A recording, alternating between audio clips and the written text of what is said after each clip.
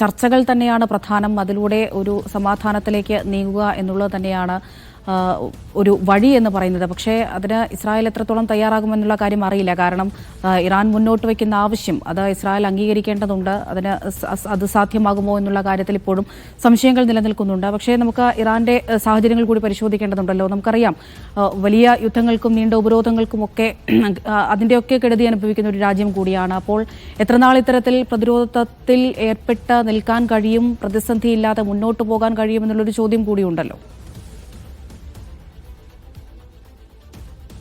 അവിടെ തീർച്ചയായിട്ടും ഇറാനെ സംബന്ധിച്ചിടത്തോളം വെല്ലുവിളികൾ വളരെ കനത്തത് തന്നെയാണ്. കാരണം പിന്നിട്ട കുറേ വർഷങ്ങളായി തുടരുന്ന ഉപരോധം, അത് സാമ്പത്തിക നിക്ഷേപ രംഗത്ത് സൃഷ്ടിച്ചിരിക്കുന്ന പ്രത്യാഘാതങ്ങൾ, എണ്ണ പോലും വേണ്ട വിധത്തിൽ കയറ്റുമതി ചെയ്തുകൊണ്ട് അതിന്റെ വരുമാനം ജനതയുടെ ക്ഷേമത്തിന് വേണ്ടി ഉറപ്പുവരുത്താൻ പറ്റാത്ത സാഹചര്യം, അങ്ങനെ സാമ്പത്തിക മേഖലയിൽ വലിയ ഗുരുതരമായിട്ടുള്ള പ്രതിസന്ധിയിലൂടെയാണ് ഇറാൻ കടന്നു പോകുന്നത്. കറൻസിയുടെ വിലയിടിഞ്ഞ് അത് ഏറ്റവും ദയനീയമായിട്ടുള്ള ഒരവസ്ഥയിലേക്ക് പോലും എത്തിയിരിക്കുകയാണ്. അത് വിലക്കയറ്റത്തിന്, വലിയ തോതിലുള്ള വിലക്കയറ്റത്തിനും സാധാരണ ജനങ്ങളുടെ ജീവിതം കൂടുതൽ ദുരിതപൂർണമാക്കുന്നതിനുമുള്ള ഒരു സാഹചര്യം രൂപപ്പെടുത്തിയിരിക്കുന്നു. ഇതൊക്കെ ആണെങ്കിൽ പോലും ഇപ്പോൾ ഇറാനെതിരെ നടന്നിരിക്കുന്ന ഈ ആക്രമണം ജനതയെ വലിയ തോതിൽ ഏകീകരിച്ചിട്ടുണ്ട്. കാരണം നേരത്തെ 80 മുതൽ 88 വരെ ഇറാഖിനെതിരെ ഈ അമേരിക്കൻ സന്നാഹങ്ങളോടൊക്കെയും യുദ്ധം ചെയ്ത ആ പാരമ്പര്യമുള്ള ഒരു ജനതയും ഒരു രാജ്യവുമാണ്. അതുകൊണ്ട് ശക്തമായിട്ടുള്ള ചെറുത്തുനിൽപ്പ് ഇറാനിൽ ഉടനീളം രൂപപ്പെടും. അവിടെയൊക്കെ എന്തൊക്കെ ഭരണകൂടത്തോട് വിയോജിപ്പുകൾ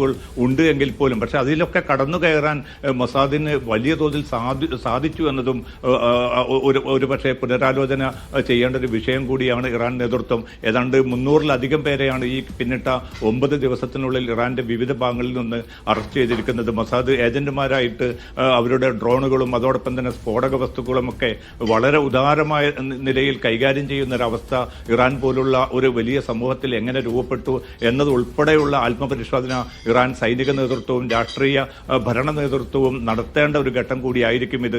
എന്തായാലും ഒരു നേരത്തൊക്കെ സൂചിപ്പിച്ചതുപോലെ ഈ പ്രതിസന്ധി പരിഹരിക്കാൻ ചർച്ചയുടെ ഏതല്ലാതെ മറ്റൊരു വഴിയില്ല. എന്തായാലും റഷ്യയും ചൈനയും ഒക്കെ ഇപ്പോൾ പുലർത്തി വരുന്ന കുറെ കൂടി പോസിറ്റീവായിട്ടുള്ള നീക്കങ്ങളുണ്ട്. കാരണം UN രക്ഷാസമിതിയിൽ ഇന്നലെ ശക്തമായി തന്നെ ഇറാനു വേണ്ടി വാദിച്ചു ഈ 2 വൻശക്തി രാജ്യങ്ങളും. അത് അമേരിക്കക്കുള്ള മുന്നറിയിപ്പാണ്.